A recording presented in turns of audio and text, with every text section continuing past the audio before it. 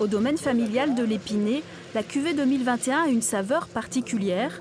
Après 10 ans de conversion, tous les vins sont certifiés bio. Comme Sylvain Pacreau, ils sont aujourd'hui 328 viticulteurs bio en Pays de la Loire, soit une centaine de plus en 5 ans. Le bio demande plus d'investissement, mais le goût s'en ressent.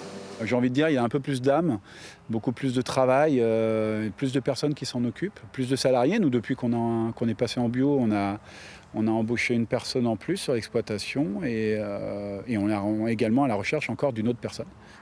Des bras, il y en a dans les vignes de Jolandron pour ses 43e vendanges. Ouais, je pense que le millésime, finalement, ça va pas être trop mal quand même, les équilibres. On est à 11,7, 11,7, 11,8. Le vigneron s'est lancé dans cette démarche biologique dans les années 80. Déjà à l'époque, son idée est de produire mieux, même si les rendements du muscadet sont moindres. J'ai démarré mon métier en étant un vigneron conventionnel, bien entendu, mais grosse prise de conscience après 10-15 ans de métier, en me disant on ne peut pas continuer comme ça. Il faut évoluer vers un peu plus de respect du sol. Et le sol nourrit la plante, et pour avoir aussi une meilleure expression des terroirs. Pour moi, c'est essentiel de respecter la nature. Et ça transparaît dans les vins. Aujourd'hui, les vins bio ont la cote auprès des consommateurs. En 3 ans, les ventes ont progressé de 51%. Elles ne cessent d'augmenter, malgré un prix à la bouteille plus élevé qu'un vin conventionnel, 2 € de plus en moyenne. Les nouvelles générations sont demandeuses, ainsi que les clients étrangers. Ici, plus de la moitié des 250 000 bouteilles produites partent à l'export. Il ne faut jamais mettre tous ses œufs dans le même panier, c'est bien connu. Et on a toujours prospecté depuis les années 82-84 sur l'export.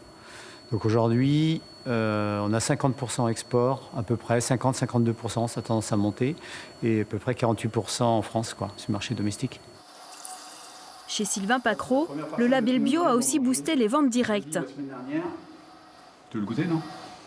Mais surtout, il a permis de décrocher des marchés au Japon et aux États-Unis.